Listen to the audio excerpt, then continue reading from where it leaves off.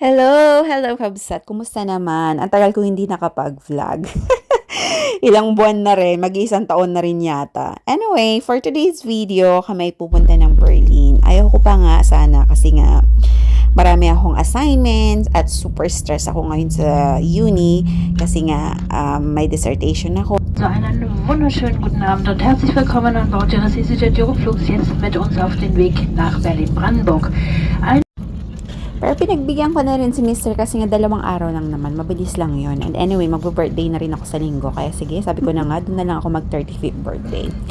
So ayan, para hindi maboring si Niraya, ito yung isa sa mga key kabsat ha, kapag bumiyahe kayo with toddler. So ito, kumuha kayo magdala kayo ng mga ganito, mga arts, mga ano ba to, mga drawing materials para mabisi yung mga anak nyo pag kayo ay nag-travel. So ito yung lagi kong dinadala. Anyway, ito na, nakarating na kami ng Berlin, around 11 o'clock na yata ito ng gabi. Ano ba makikita ko sa 11 o'clock ng gabi?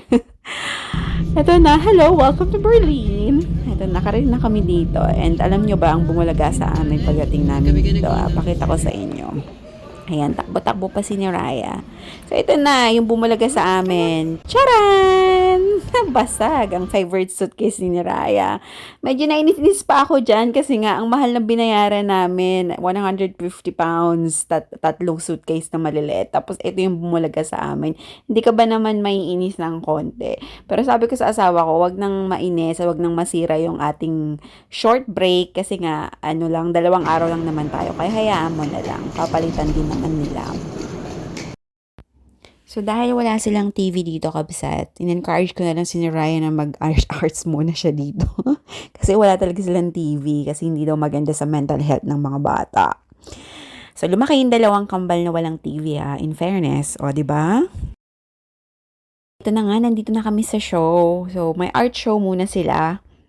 Ito yung nag-bill niyan ito yung tatay ng kambal. Ayan. Yan yung aking bayaw. So, binili to nung isang kambal. Ito naman, yung arts nung isang kambal. That one as well. Oh. 1, 2, 3, 4. Yan, 5 yan. O, diba? Tapos medyo magulo pa nga dito kasi nga, ang daming tao. Tapos medyo maingay din kasi ang daming tao. Tapos ito, alam mo, nakakamangha kasi dito super silang, ano ba tawag doon? Maano sila sa mga art ba? Kumpara sa atin sa Pilipinas. Then after nung first show, ayan, ito yung isa sa kambal, si Mia yata to. Kasi hindi ko talaga ma-recognize kung sino ang Mia at saka si Lena sa kanilang dalawa. Kasi parehong-pareho yung mukha nila. So ito, nung missing siya, nag-spend siya ng time kay Niraya, tapos naglakad-lakad lang kami, tapos nagtingin-tingin ng mga bahay.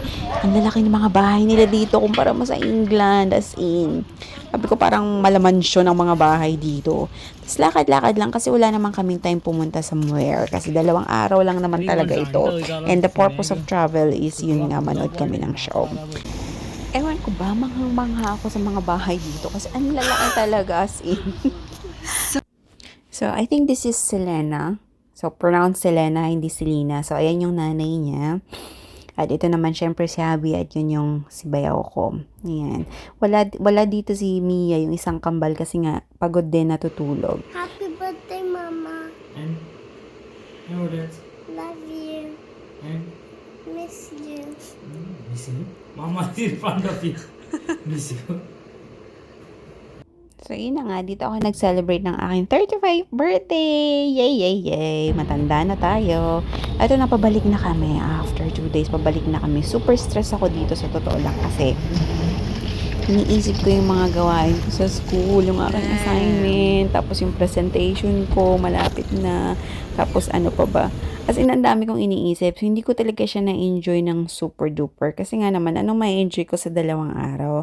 But I'm so grateful kasi nga nakita ko na yung Berlin at the same time na naninirayan ng kanyang pinsan. Ito, ganito, kabisat kapag may toddler ka, tapos naboboring na siya kakaantay ng flight at kailan ba tayo magbo-boarding. So, nag-roll siya dyan sa floor. Tapos, inis na rin siya dyan. Inip na. Sabi niya, umuwi na tayo. Are you bored? Why are you lying down on the floor?